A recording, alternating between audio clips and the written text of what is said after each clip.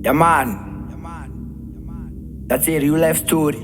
Darakaromba chikwambo akasira vana dambudziko. Blennie production. Oyo Riddim again, bwezi remjango, Mr. Attack.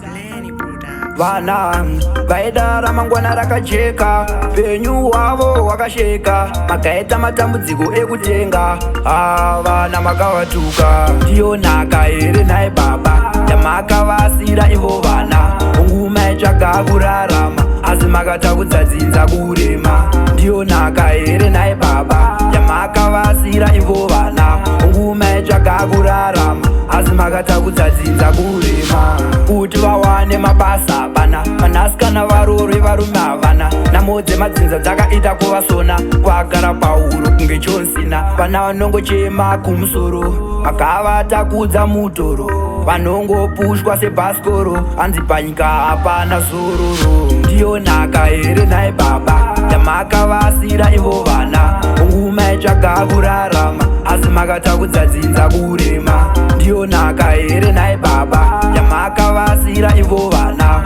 nguma itsvaga kurarama asi makatakudza dzinza kurema. Vana zvazvigure vamwe ava maure, ndo zvamaida here tambudza upwere. Simba raMwari rakutonga paya pamakaporonga, pamaienda kun'anga kunopiwa mushonga.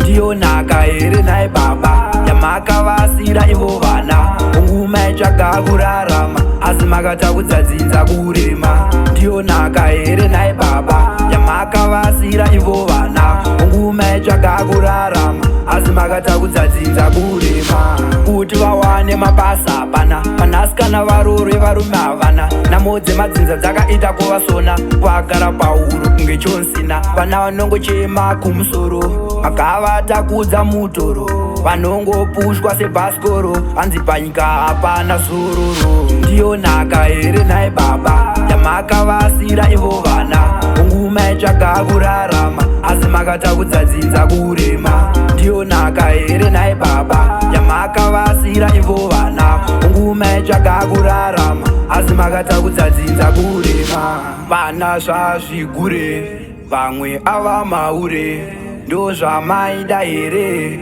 tambudza upwere. Simba raMwari rakutonga paya pamakaporonga, pamaienda kun'anga kunopiwa mushonga.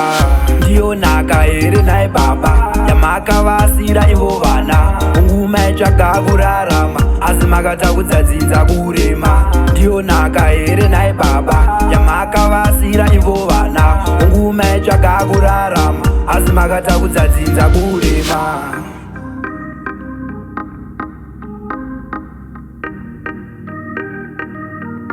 Blennie production.